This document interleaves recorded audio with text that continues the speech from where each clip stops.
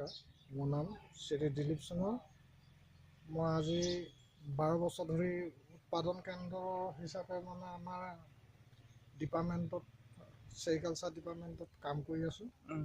আমি কেনেকৈ পুলি উৎপাদন কৰোঁ সেইটো বিষয়লৈ মই কৈছোঁ যে আমাৰ প্ৰথম অৱস্থাত পুলিটো পচাবৰ কাৰণে আমি গোবৰ আৰু ব্যৱহাৰ কৰে মাটি ব্যৱহাৰ কৰি ঠোঙাত আমি ভৰাই লওঁ।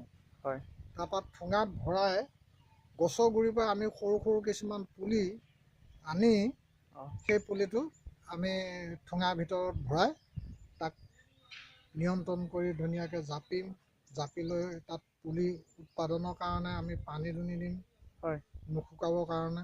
আৰু কিবা সাৰ চাৰ প্ৰয়োগ কৰে নেকি? সাৰ প্ৰয়োগ নহয়, অকল গোবৰ সাৰটোহে প্ৰয়োগ কৰোঁ। অকল গোবৰ সাৰ প্ৰয়োগ কৰে ন?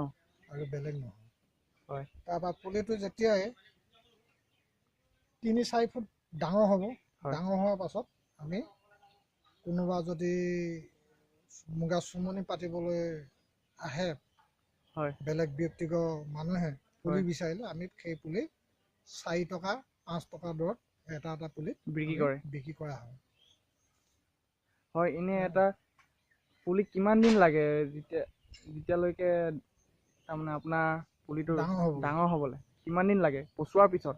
পচোৱাৰ পিছত 3 বছৰ আৰু 2 বছৰৰ ভিতৰত ডাঙৰ হয়।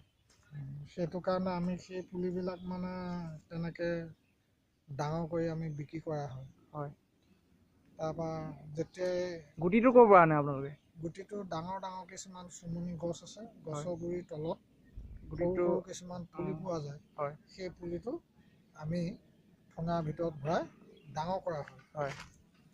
সেই তেনেকৈ কৰি মেলি আমি পলু প্ৰায় চোম পুলি কিছুমান বিক্ৰী কৰি তেনেকৈ উৎপাদনমুখী হিচাপে এই চৰকাৰৰ ঘৰত ৰেভিনিউ জমা দিয়া হয়। ডিপাৰ্টমেণ্টৰ আমাৰ এজন ডিষ্ট্ৰিক্ট চাহাব থাকে, সেই চাহাবৰ অফিচত জমা দিয়া হয়। সেইটো কাৰণে আমি আপোনালোকৰ পৰা বহুত কথা আজি জানিলোঁ, কেনেধৰণে পুলি পচাই পিনি ডাঙৰ কৰা হয়।